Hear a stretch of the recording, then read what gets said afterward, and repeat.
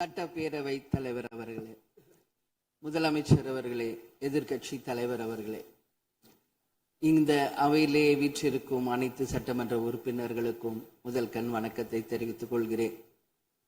இன்றைக்கு சட்டப்பேரவையிலே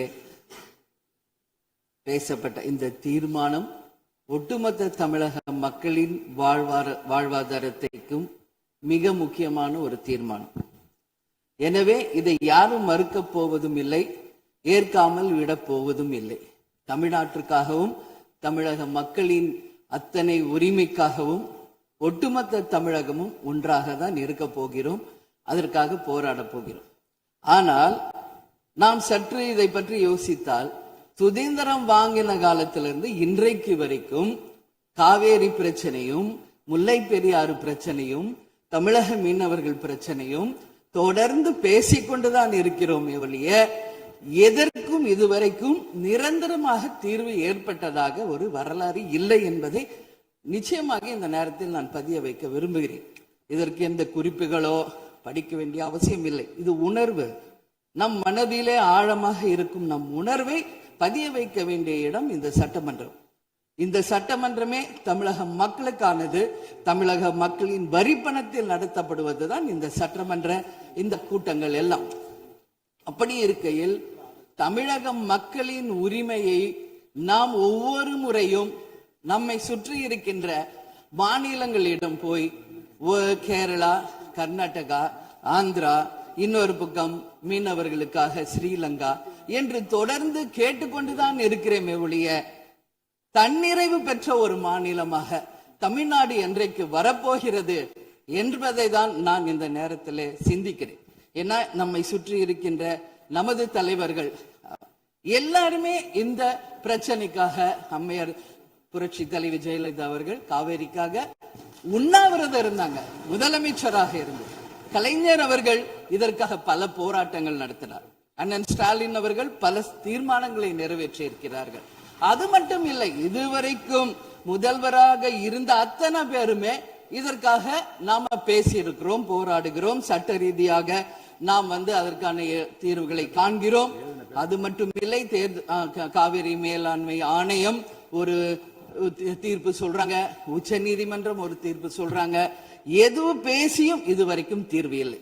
இப்பொழுது முதல்வராக பதவியேற்றிருக்கும் சிவகுமார் அவர்கள் சொல்றாரு, நாங்க பேச தயாராக இருக்கிறோம் என்று.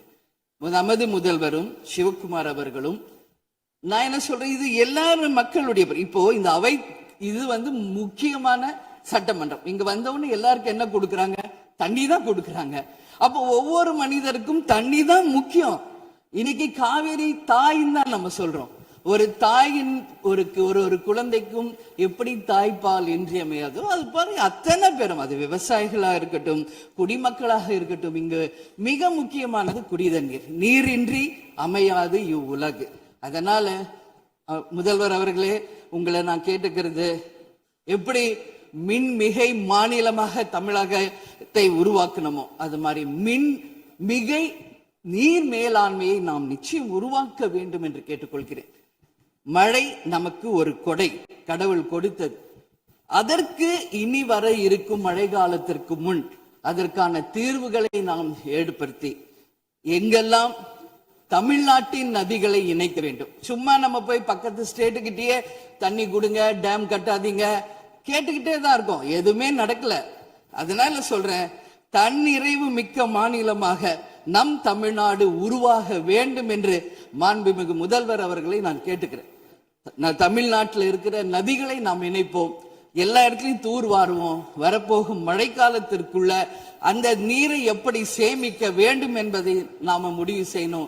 வீணாக கடல்ல போய் நீர் கலக்கிறத தடுத்தாலே தமிழ்நாடு மின்மிகை நீர் மேலாண்மை நிச்சயம் வரும் என்பதை தெரிவிச்சுக்கிறேன். இதுல யாருக்கும் எந்த மாற்று கருத்தும் இருக்காது. தமிழ்நாடின் உரிமை என்றைக்கும் நாம் விட்டுத்தர முடியாது. முன்னொரு காலம் புரட்சி கலைஞர் கேப்டன் எதிர்கட்சி தலைவராக இருந்தபோது தமிழகத்தின் பிரச்சனைக்காக அனைத்து கட்சியும் ஒன்று திரட்டி டெல்லிக்கு சென்று பிரதமரை சந்தித்து தமிழக மக்கள் சார்பாக கோரிக்கை வைத்தார். அதுபோல் தேவைப்பட்டால் அனைத்து கட்சியையும் நீங்கள் ஒன்றாக அழைத்து சென்று தமிழக மக்களின் உரிமையை நிலையாக உறுதியாக நீங்கள் நிலைநாட்ட வேண்டும் என்பதை நான் கேட்டுக்கொள்கிறேன். எனவே தேசிய முற்போக்கு திராவிட கழகம் என்றைக்கும் தமிழ்நாட்டின் உரிமைக்காகவும் தமிழக மக்களின் உரிமைக்காகவும் உறுதியாக மேகதாதுவில் அணை கட்டக்கூடாது என்பதிலும் எந்த மாற்று கருத்தும் இல்லை. தீர்மானத்தை வரவேற்கிறேன் என்று கூறி அமர்கிறேன். நன்றி, வணக்கம்.